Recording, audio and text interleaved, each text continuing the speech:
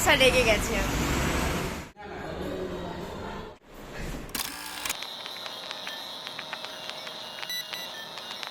Hello, সবাই কেমন আছে? আশা করি সবাই ভালো আছে, আর আমিও খুব খুব খুব ভালো আছি। যাই হোক, আজকের ভিডিওটা একটু ইন্টারেস্টিং হতে চলেছে, তাছাড়াও সবাইটা ভাবতে চলেছে কী করে সম্ভব। যাই হোক, তো প্রথমেই বলে দিই, আমি আজ আমার ফ্রেন্ডদের সাথে দীঘায় যাচ্ছি। বলেন কি? হ্যাঁ, আজকে রাত 10:30টার ট্রেনে আজিমগঞ্জ স্টেশন থেকে। কিন্তু সব থেকে বড় কথা হচ্ছে এটাই, সবাই এটাই ভাববে যে কী ব্যাপার, কিছুদিন 3 মাস আগেই ঘুরে আসলো, আবার বলে না ভাগ্য কখন কার ঘুরে যায়। আসলে তখন আমার নিজের টাকাতে আমি বন্ধু বান্ধবীর সাথে ঘুরতে গিয়েছিলাম, নতুন ফ্রেন্ডদের সাথে। বাট এটা আমার ছোট্টবেলাকার বান্ধবীদের সাথে, যেখান থেকে আমাদের স্কুল লাইফ থেকে স্বপ্ন ছিল যে আমরা সবাই মিলে ঘুরতে যাবো। তো সেটা আজকে রাত্রেবেলা পুরো হবে। আমি খুব এক্সাইটেড, জানি না কী কী হবে, সব কিছু তোমাদের সাথে শেয়ার করবো। বাট ভিডিওগুলো অনেক লম্বা লম্বা হবে, তাই ভেবেছি যে ছোটো ছোটো ছোটো ছোটো পোর্শনে পার্ট করবো। তো এখন আপাতত আমি ব্যাগ স্যাগ গুছাচ্ছি, এবং ব্যাগ গোছানো আমার কমপ্লিট ঠিক হয়নি, তবে অ্যাভারেজ বেশিরভাগটাই হয়ে গেছে। আর কিছুটা বাকি আছে যেটা আমি ইউজ করবো, তারপরে প্যাক করবো। তো বেসিক্যালি হয়েছে আমার ফার্স্ট সেমিস্টার থেকেই, মানে কলেজে আসার পর থেকে একটা ট্যুরের প্ল্যান ছিল। তো ফার্স্ট সেমিস্টার থেকে যাবো যাবো ঘুরে ঘুরে ফাইনালি জুন মাসে যখন আমি গিয়েছিলাম, তারপরে আমাদের ডেটটা 7 দিন পরে ফিক্স হয়েছিল। তো তারপরে স্যারের একটু কারণবশত আমরা যেতে পারিনি, আর তখন আমি এমনিতে যেতে পারতাম না।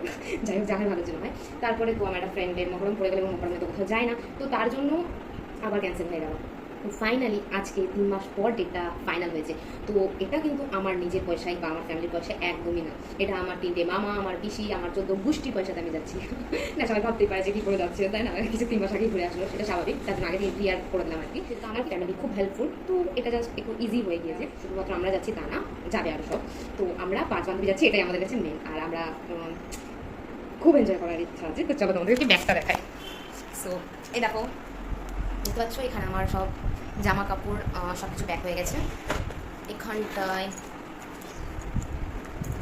সাজার জিনিস, তারপরে বিভিন্ন সব কিছু এখনও অর্ধেক, যেমন ব্রাশ, কোলগেট, সাবান, তারপরে যেগুলো চার্জার, যেগুলো মেনলি লাগে সেগুলো এখনো কিছু নেওয়া হয়নি। ওটা আমরা জাস্ট যাবো, সব যাওয়ার আগে মোবাইলটা চার্জ দেবো, যেহেতু সারা রাত আমাদের জার্নি করতে হবে, তো চার্জ এদিক ওদিক না দেওয়াই ভালো। আর ভিডিও হবে যেহেতু, তো দেখা যাক কবে কিছু হয়, সব কিছু তোমাদের সাথে শেয়ার করবো। তো খুব খুব খুব এক্সাইটেড, মানে ছোটোবেলাকার স্বপ্ন পূরণ হচ্ছে।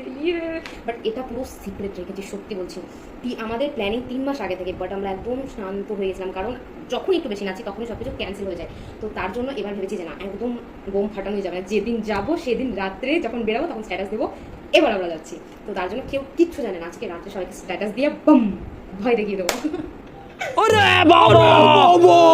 এইবার মানে সব কিছু ঠিকঠাক হয়ে গেল, ওর মহরম চলে গেল, সব কিছু, হ্যাঁ আমরা সবাই যাবো, সব কিছু ক্লিয়ার। দেন আমার আরেকটা বান্ধবীর বাবা, না যেতে দেবো না, তো না, সামনে পুজো আসতে আছে, একটা সামনে পুজোর মধ্যে আমাদের বাঙালিদের কী হয়, 1-1.5 মাস সম্পূর্ণ যা ইনকাম হয় সেগুলো পুজো জামা কাপড়ে খরচ হয়।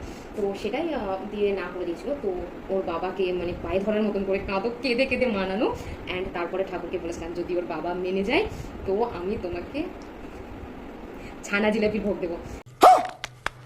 হ্যাঁ, তো তারপরে ওর বাবা অনেক কষ্টে রাজি হয়, এবং আমি ঠাকুরকে ছানা জিলাপি দিয়ে পুজোও দিয়েছি। দেখবে তোমরা ক্লিপটা দেখো।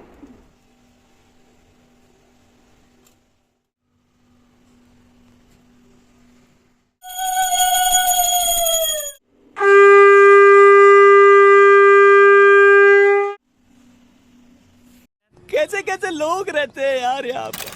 কেমন লাগলো? হেভি আসে না? আমাদের সবার ফ্যামিলিরা মানে অন্তত এটুকু বোঝে। যাই হোক, এটা জেনে আমরা খুব খুশি। আমাদের মতন সবাই যেতে চাই, বাট সবাই যেতে পারে না। খুব লাকিয়েস্ট পার্সন যারা হয় তারাই বান্ধবীদের সাথে বা বন্ধুদের সাথে ট্যুরে যেতে পারে, আর আমরা তাদের মতো একজন। যাই হোক, দুটোটা অতিরিক্ত জ্ঞান দিয়ে দিলাম।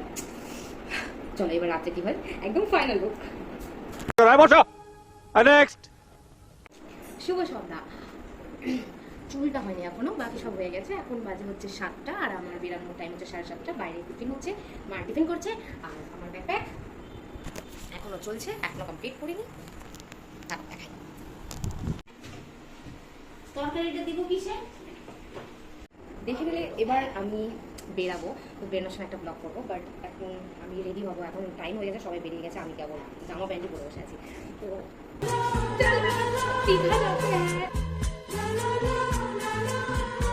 एक काम कर 200 रुपए दे और 50 रुपए काट ओवर एक्टिंग के वजह। তারপরে কি সন্ধ্যে 6:30 নাগাদ আমি আমার বৌদিকে ডেকে চুল বাঁধতে বসে যাই, যেহেতু চুলটা বাঁধতে বহুত সময় লাগে। তারপর লোটা কম্বল নিয়ে আমি আরজুদের বাড়ি চলে যাই। সেখানে দেখি কেয়া অলরেডি 6:30টার সময় এসে বসে আছে, আর আমি আসার পর বর্ষা এসছে, আর আরজু এদিক ওদিক দৌড়াদৌড়ি করে বেড়াচ্ছে। কেয়ার তো মনে হয় রাতে ঘুমই হয়নি আজকে আসবে বলে, তাই 6:30টার সময় চলে এসছে। তারপর আঙ্কেল মানে আরজুর বাবা আমাদের আজিমগঞ্জ স্টেশন অবধি ছাড়তে যায়। তারপর আমরা জিয়াগঞ্জ নিমতলা ঘাট পার হয়ে আজিমগঞ্জ স্টেশন। जाते नहीं कहीं रिश्ते पुराने किसी नए के आ जाने से जाता हूँ मैं तो मुझे तू जाने दे क्यों परेशान है मेरे जाने से टूटा है तो जुड़ा है क्यों मेरी तरफ तू मुड़ा है क्यों हक नहीं तू ये कहे कि यार अब তারপর রাত 1:30-2 অবধি খুব লাফালাফি করার পর আস্তে আস্তে সবার ঘুম আসতে থাকে আর ওরা এক এক করে শুয়ে পড়ে। কেয়া তো মানে ওঠার পর থেকেই ঘুমাতে লেগেছে।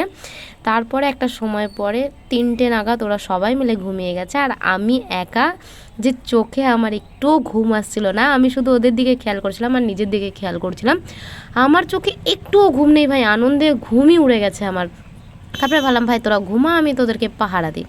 তারপর আমরা হাওড়া স্টেশনে পৌঁছাই ভোর 4টে 4:30 নাগাদ এবং আমাদের 13 নম্বর প্ল্যাটফর্ম থেকে ট্রেন ছিল, তাই 13 নম্বর প্ল্যাটফর্মে গিয়ে ট্রেন ধরলাম। ট্রেনটা টোটালটাই ফাঁকা ছিল, তো খুব ভালো হয়েছিল। আমরা গিয়ে বিন্দাস ঘুমিয়ে নিয়েছিলাম 2 ঘন্টা করে সবাই মোটামুটি। মেচেদা প্ল্যাটফর্মের বাইরে এখান থেকে আমরা একটু চাটা খেয়ে নিয়েছিলাম টিকিট কাউন্টারের সামনে থেকে। মেচেদা থেকে যেহেতু ট্রেনে খুব ভিড় হয় তার জন্য আমরা ডিসিশন নিয়েছিলাম যে আমরা বাসে যাব, তো আমরা সোজা বাস স্ট্যান্ডের দিকে চলে যাচ্ছিলাম। গাইজ আপনারা দেখতেই পাচ্ছেন বর্ষা ইজ ভেরি সিরিয়াস বিকজ বর্ষা রেগে গেছে। বর্ষা ভিতর থেকে ফুলছে, এখন চোখ দিয়ে এক্ষুনি জল বেরিয়ে যাবে, থাকবে ভেজিলাম না, কেটে দেবে। বাস স্ট্যান্ডের ওখানে একটা ভালো ডিম টোস্টের দোকান ছিল, দেখলাম দোকানে অনেক ভিড় আছে, প্রায় সবাই খাচ্ছে। তো স্যার বললো এখান থেকে তাহলে ব্রেকফাস্টটা সেরে নে। তো আমরা এখান থেকে আমাদের ডিম টোস্টের একটা ছোট্ট ব্রেকফাস্ট সেরে নিয়েছিলাম। चले एक काम कर 200 रुपए दे और 50 रुपए काट ओवर एक्टिंग के वजह না পারলেও বসে থাকতে হবে না। স্ট্যান্ড থেকে একটা এসিওয়ালা বাস আসে এবং সেই বাসে করে আমরা আমাদের ডেস্টিনেশনের দিকে রওনা হই। আর তোমরা তো এটা নতুন না, সবাই জানো যে আমাদেরকে কেউ আলাদা করতে পারবে না। যতই ভিড় হোক, যতই ঝাঁকিনি খায়, যতই লাফিয়ে পড়ে যায়, কিন্তু আমরা সবাই একসাথেই বসবো। দীর্ঘ 3.5-4 ঘন্টা বাস জার্নি করার পর আমরা আমাদের ডেস্টিনেশন মানে দীঘাতে এসে পৌঁছাই এবং সেখান থেকে একটা টোটো ধরে আমাদের হোটেল যেটা বুক করেছিলাম আমরা অনলাইনে সেখানে পৌঁছই। এটা ছিল আমাদের হোটেলের সামনের ভিউটা, আর সামনেই ছিল বিচ। তো হোটেলটা বেশ সুন্দর, একদম নিট অ্যান্ড ক্লিন। আমাদের রুমের চেক ইন টাইম ছিল 11:30। আমরা 10:30টার সময় পৌঁছে গিয়েছিলাম। আমাদের রুমটা একদম রেডি হয়েছিল না, তার জন্য আমাদের আপাতত একটা 3 তলার রুমে থাকতে দেওয়া হয়েছিল। তবে আমাদের মেন রুম ছিল হচ্ছে 4 তলার 415 নম্বর রুম, আর আমাদের 3 তলায় 315 নম্বর রুমে রেস্ট করতে দেওয়া হয়েছিল।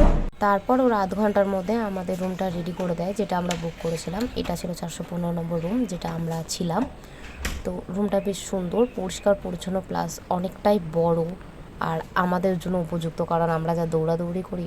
যাই হোক, তো আজকের জন্য মানে এই ব্লগটার জন্য এতটুকুই। নেক্সট ব্লগ খুব তাড়াতাড়ি আসবে, ততদিন অবধি ভালো থাকো, সুস্থ থাকো, আর থ্যাংক ইউ পুরো ভিডিওটা দেখার জন্য। जाते नहीं कहीं रिश्ते पुराने